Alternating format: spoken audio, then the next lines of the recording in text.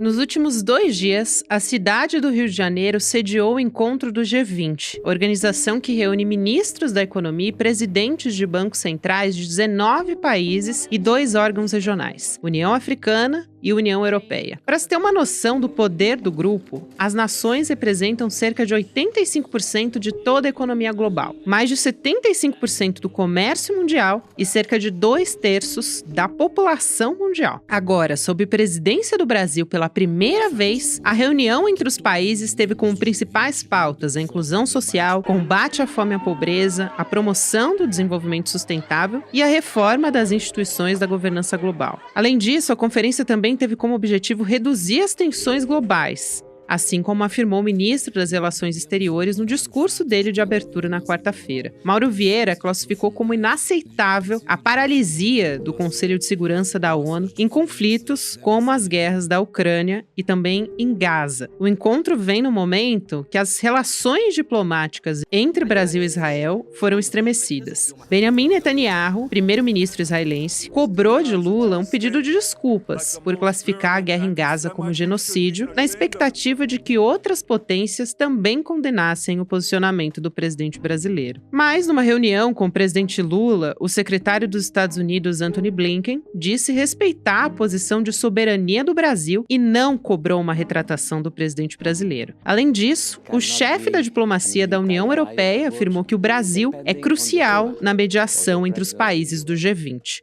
A posição de conciliador global de Lula, ao que parece, permanece inabalada. Sexta-feira, 23 de fevereiro de 2024.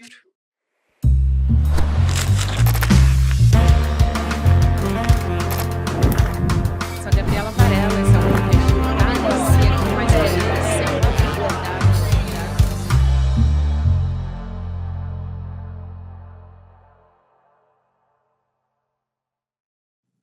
Olá, seja muito bem-vindo, seja muito bem-vinda. Eu sou a Gabriela Varela, esse é o Videocast em Detalhes e aqui sempre com um convidado, uma convidada, a gente analisa uma temática, uma notícia importante do momento e a gente vai falar hoje sobre o G20. Eu vou conversar com o Bruno Lima, que é jornalista e especialista e cientista político, né? Especialista em relações internacionais, professor de relações internacionais. Muito prazer em falar contigo mais uma vez, Bruno Lima. Obrigada por aceitar nosso convite. Obrigado, Gabi. Obrigado para a produção que deu essa força toda para a gente poder estar aqui e espero poder contribuir. Vamos nessa. Eu queria conversar com você, na verdade, começar a nossa conversa pelo básico, porque a gente está conversando em meio a esse encontro, né, entre os chanceleres. Quais são os principais temas que vão ser discutidos no G20? Depois eu vou entrar nos embates, em tensão diplomática, inclusive que o Brasil está enfrentando agora, mas para começar, o que deve ter de mais importante, o que a gente precisa ficar de olho, principalmente no G20 agora? Perfeito. De forma bem objetiva, o primeiro plano do G20 deste ano, tanto a reunião preparatória como a reunião que vai ocorrer com os chefes de Estado, visa uma nova governança. O que é isso? Uma capacidade de buscar uma solução de problemas e uma resolução, algo que ultrapasse a paralisia decisória ou o poder de veto, diria eu, quase infinito, que existe dentro das Nações Unidas pelos acordos de pós-Segunda Guerra Mundial. Falando a grosso modo, o Brasil demanda, e alguns países do mundo demandam, que exista uma solução de conflitos, uma solução de problemas em escala mundo, de contenciosos, de litígios, de guerras, que não necessitem romper ou dependam do poder de veto de uma das potências que são membros fixos do Conselho de Segurança da ONU. Os 2 temas permanentes do G20, Gabi. Uma trilha de desenvolvimento, que eles chamam de track financeiro, finance track, tudo em inglês os termos que usam, e a outra é uma Sherpa. Sherpa é uma analogia com a população nepalesa, que faz o suporte da logística para subir o Himalaia, para subir o Monte Everest e a Cordilheira do Himalaia. Essa trilha Sherpa, que o G20 se referencia, é a trilha do desenvolvimento com melhoria das condições de vida e da distribuição de renda e o padrão de DHS mundo. Então, o G20 tem 3 pilares para debater: a governança mundial, que vai ser o principal foco, a questão financeira, para buscar alternativas financeiras em escala mundo, e o desenvolvimento. Uma conversa com a outra, mas a urgência hoje é a solução de conflitos. Muito bom, Bruno. Para a gente começar, a gente partiu desses temas que são os principais, mas tem um ponto muito importante que, inclusive, foi tema de debate antes do próprio G20. Mauro Vieira falou sobre isso, outros diplomatas também já foram questionados a respeito, que é a tensão diplomática entre Brasil e Israel. Para a gente começar esse ponto de partida, o quanto que essa questão diplomática, a fala de Lula e tudo que está sendo divulgado na imprensa também no entorno disso, interfere ou não nesse encontro do G20?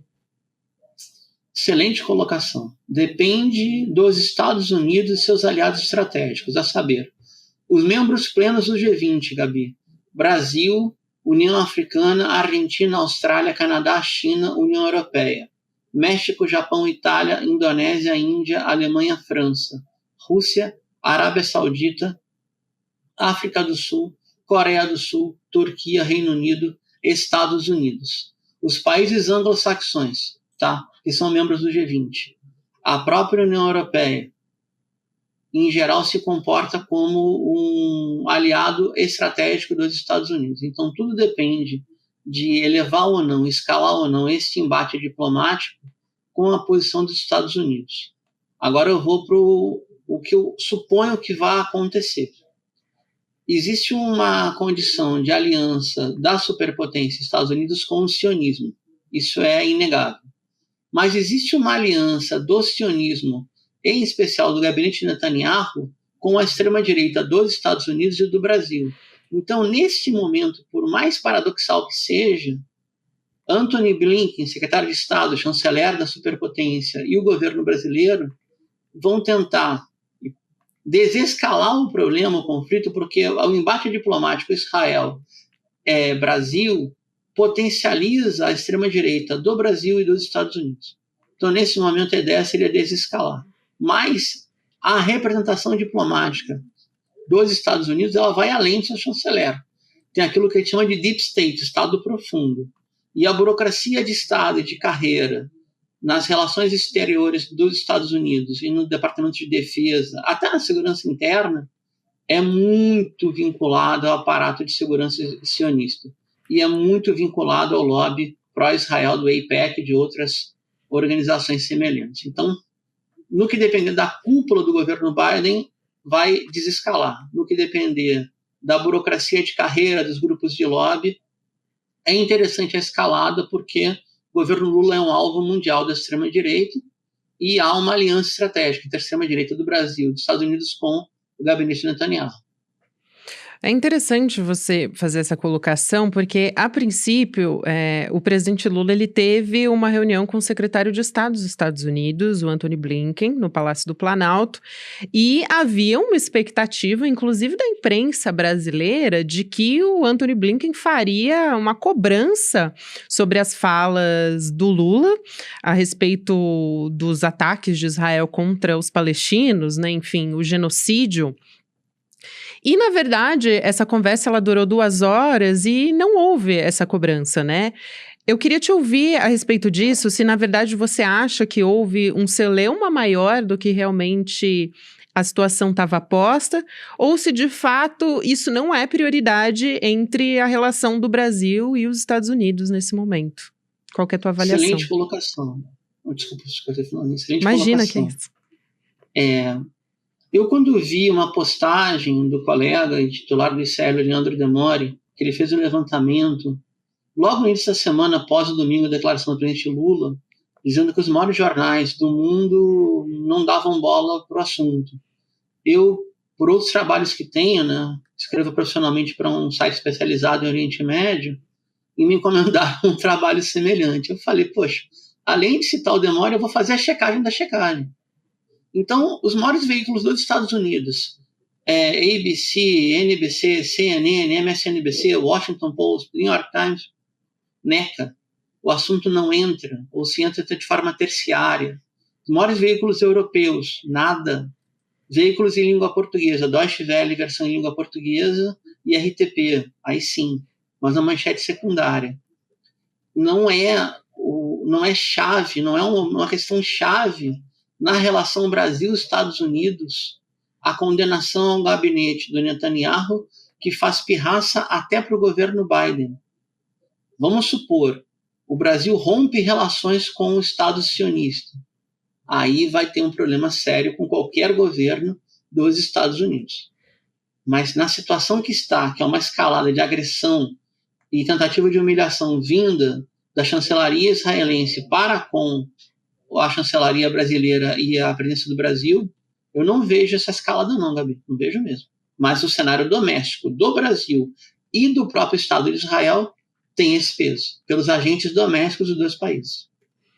É interessante porque o conselheiro emérito do Centro Brasileiro de Relações Exteriores, né, o Marcos Azambuja, ele também falou sobre essas relações entre Brasil e Israel, e ele não acredita que isso azeda, vamos colocar dessa forma aqui, uma palavra bastante pueril, né, as relações do Brasil com os Estados Unidos, de forma alguma, e nem também, o que eu acho interessante, daí eu quero te ouvir a respeito disso também, professor, porque ele também não avalia que isso de alguma forma prejudica ou altera o papel do Brasil como um agente importante no cenário internacional, né? O que eu quero dizer? Um papel de mediador de conflitos que, historicamente, por exemplo, o Brasil tem. Então, o fato do presidente Lula ter se colocado dessa forma, né, e tem sido bastante criticado por uma parte das pessoas que estão avaliando, enfim, que não deveria ter colocado dessa forma, que não deveria ter feito uma alusão ao Holocausto, enfim, e até, enfim, discordo dessas colocações, mas, né, não é sobre a minha opinião agora. Eu quero te ouvir sobre o papel do Brasil como um mediador de conflito. Se você também acha, assim como, por exemplo, o Azambuja, né, o Marcos Azambuja, que, na verdade, o papel do Brasil continua sendo importante e relevante perante essa situação que está posta aí. Continua. Eu vou te falar o que seria a meta estratégica de quem apoia a libertação da Palestina. Que todos os países do mundo tivessem ruptura de relações com Israel. Então, isso não é do interesse do Estado sionista, que ele perca as relações com os países do mundo. O Brasil, não rompendo laços comerciais com o Estado sionista, ele mantém a porta aberta para ser mediador e ele, ao mesmo tempo, não fere os interesses econômicos estratégicos que tem entre os dois países. Embora a balança comercial Brasil-Israel, ela é ínfima, ela é pífia. Se tu me perguntar assim, a minha opinião sobre o que deveria ser feito pelo Brasil e pelo Itamaraty, no pé que está a coisa em Gaza e na situação que foi montado aquele Estado colonial, o Brasil sim deveria romper relações, fazendo uma similitude do Estado sionista com a apartheid sul-africana. Agora, na situação que a gente vive hoje, em escala mundo das mediações, se o Brasil fosse declarado não apto a ser mediador, a África do Sul também seria não apta a ser mediadora, já que ela colocou o Estado sionista na Corte Internacional de Direitos Humanos. Eu acredito que o que a gente está vivendo é um frenesi da extrema-direita que achou uma causa plausível para agitar a sua base e agitar simultaneamente a base neopentecostal e, com isso, angariar apoios de um governo, no caso de Netanyahu, que apesar de eles não... Assim, Netanyahu é a posição média da sociedade israelense. Um pouquinho para mais, um pouquinho para menos. Mas ele, Netanyahu e seu gabinete, hoje estão isolados. Isolados no campo diplomático e da opinião pública mundial. Por mais que Biden o critique, isso é muito importante colocar isso, até onde eu sei, eu fiz a conta, não sou bom de como eu fiz a conta, saiu dos Estados Unidos para o Estado sionista um apoio num montante de 15 bilhões de dólares desde 7 de outubro do ano passado. Então, no momento que esse apoio parar de chegar, no momento em que aqueles que constroem assentamentos ilegais na Cisjordânia, ou que colocam dinheiro, recursos, capital, investimento, etc., alavancam a capacidade financeira de empresas que têm negócios que ferem o direito internacional a partir do Estado sionista da ocupação da Palestina, e o Tesouro americano tem condições de fazer isso, aí muda de figura. Enquanto a superpotência não o fizer, não há pressão possível contra o Estado de Israel. E o Brasil não perde posição com isso, porque o Brasil fez uma declaração humanista. O Brasil sequer condenou a existência nem nada, só fez isso, olha, a gente caminha para a marcha da insanidade. E qualquer levantamento que se faça dessa comparação de Netanyahu, e até antes Ariel Sharon, e antes também na invasão do Líbano em 82, dezenas de intelectuais judeus não sionistas ou ex-sionistas fizeram a mesma coisa. Então, seria quase que um marketing de emboscada vindo do gabinete de Netanyahu contra Lula nesse momento. É por onde eu vejo, pelo menos. Eu também quero falar sobre a declaração do ministro das Relações Exteriores, o Mauro Vieira, porque um dos pontos mais importantes que ele falou nessa abertura do encontro, né, que está acontecendo no Rio de Janeiro, foi justamente o fato de que ele vê a ONU como paralisada. E aí ele disse, olha, o Brasil não aceita que o mundo esteja resolvendo as diferenças pela força. Inclusive, ele trouxe números a respeito disso, né, de orçamento militar, de quanto que é gasto com isso, em comparação com o que é gasto, por exemplo, com assistência, que são números gravíssimos. E ele trouxe isso como... em particular, ele estava falando a situação, claro, de Israel e da Palestina, mas ele estava falando de conflitos também, de maneira geral, e de como o Conselho de Segurança da ONU e a Assembleia Geral da ONU tem funcionado, de certa forma, como uma nota de repúdio. Eu já falei sobre isso algumas vezes aqui, mas na prática a gente não tem tido ações que resultem num cessar-fogo, né, Bruna? Então, queria te ouvir a respeito disso, professor, para depois entrar aqui nos pontos do Brasil, de fato, como a visão do Brasil como um líder, né, e aqui chefiando, recebendo esses chanceleres do mundo todo, mas eu quero te ouvir a respeito disso antes de a gente entrar nessa análise, por favor. O embaixador Mauro Vieira, o chanceler Mauro Vieira, está correto. A ONU, talvez a última grande posição da ONU tenha sido o outro equívoco da Primeira Guerra do Iraque. Iraque contra Kuwait, os Estados Unidos invadiu o Iraque na virada de 90 para 91. Foi a última grande resolução da ONU, que também foi equivocada. A ONU tem, 15, 20, 30, 40, 50 resoluções em relação aos Estados sionistas para desocupar os territórios 67, por exemplo. Ou a ONU recomendou uma partilha da Palestina que sequer foi respeitada. Por isso que o Brasil insiste, não só o Brasil, mas pelo menos a África do Sul, a Índia também, demais potências que estão em ascensão novamente, o que está no torno do BRICS e do BRICS ampliado, que é preciso estabelecer um mecanismo de resolução de conflitos em escala global. Porque com o poder de veto no Conselho de Segurança, o que ocorre? As superpotências que têm o poder de veto, ou a potência econômica China, a potência militar russa, a potência financeira militar Estados Unidos, seus aliados França e Inglaterra, fazem o que bem entendem. Então, que paz mundial, que segurança global é essa que não assegura nada, que não tem nenhuma capacidade de resolver um problema?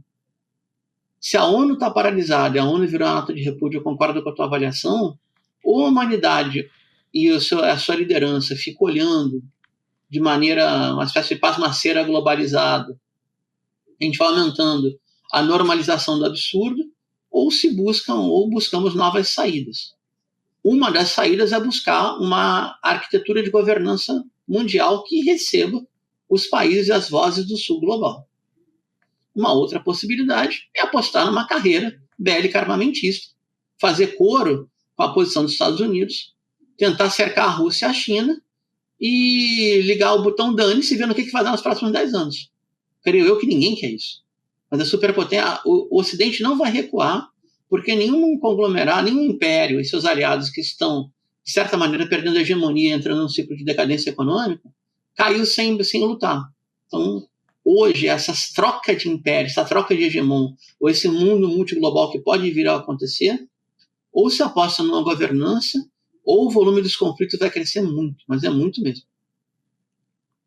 Eu queria entrar agora, professor, no encontro, né? A gente está tendo um encontro que é, na verdade, uma preparação, vamos dizer assim, Uhum. para o encontro do G20 oficial que vai acontecer em novembro, também no Rio de Janeiro, como esse que está acontecendo agora. E a gente tem ministros, né, chanceleres de diversos países, inclusive, como eu disse aqui, o Lula já teve uma reunião com Antony Blinken enquanto a gente está gravando a nossa conversa. Tem representantes da China, da Europa, enfim, e da Rússia também. Qual que é a importância, eu quero te ouvir a respeito disso, para o Brasil receber o G20, né? Como essa cúpula desses chefes de Estado, que está sendo esse encontro preparatório, vamos dizer assim, qual que é a peça-chave que existe nesse primeiro encontro entre os países do G20 e por que é tão importante para o Brasil receber no nosso território, no Rio de Janeiro? Perfeito. Primeiro, receber uma reunião dessa envergadura é um sinal de reconhecimento mundial para a posição do Brasil e suas potencialidades. Esse é um ponto. O outro, Gabi, a diplomacia é aquela que costura os caminhos ou traça os atalhos. Então, a reunião do G20, depois que a imprensa sai a portas fechadas e as conversas informais e bilaterais ou trilaterais são tão ou mais importantes do que as de chefes de Estado. E digo mais, as reuniões com os chefes de Estado, elas vão ter maior ou menor produtividade conforme for ocorrendo a conversa dentro da diplomacia profissional de carreira. E aí entra um outro fator. O Brasil, eu não quero parecer um ufanista, mas o Brasil não é Ernesto Araújo, o Brasil não é o pária que a distopia bolsonarista queria pregar para nós mesmos. O Brasil tem uma burocracia, não é, da chancelaria, tem uma chancelaria profissional do nível do chamado Foreign Office do Império Britânico. A gente tem um corpo diplomático assim, com uma qualidade absurda, altíssima. Você tem uma ideia, Gabi? O material de formação da FUNAG, da Fundação Álvaro Guzmão, que forma os diplomatas, ele pode ser aplicado em qualquer sala de aula de nível superior à pós-graduação, em escala mundo. A gente está lidando com uma capacidade diplomática muito grande, que, claro, ficava em segundo plano quando a extrema-direita confunde o governo com o Estado e toma conta do Estado brasileiro, tentou tomar conta pelo menos. É esse momento que a gente vive, uma projeção mundial do país através de uma linha diplomática que se chama diplomacia presidencial, onde a diplomacia chega primeiro com o chefe de Estado, com memorandos, com reuniões bilaterais, com reuniões públicas e privadas, e depois vem os acordos e a infraestrutura de implementação. E na escala do G20, o que vai se tentar? De novo, o ambiente que gera uma governança, que está uma instância nova ou ampliação do Conselho de Segurança. A meta é essa.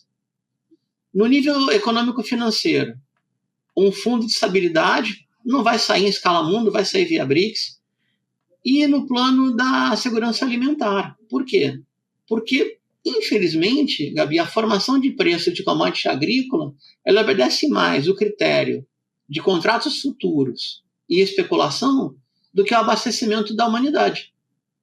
Então, o que pudesse atenuar da pressão de mercados futuros sobre a formação de preços, falando português, que se jogue menos, se especule menos e se forme um preço mais compatível com o custo de produção e não com a expectativa do preço no futuro, que é a jogatina especulativa, mais pessoas vão se alimentar, Gabi.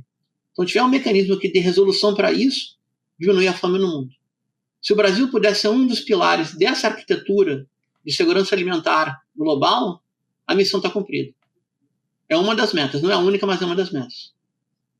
Excelente. E eu acho também, Bruno, importante você falar, professor, porque a gente está chegando aqui ao final, mas o Brasil, ele quer justamente focar nas reformas do Conselho de Segurança da ONU, né? Ele quer trazer essa discussão para a mesa.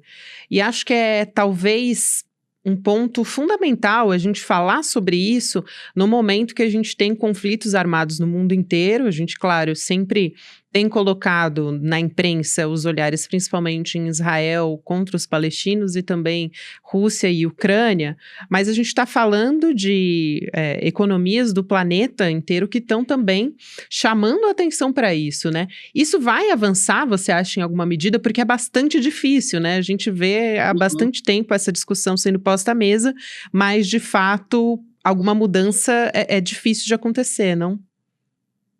Pois é, eu sou muito entusiasta da diplomacia paralela à aviação global.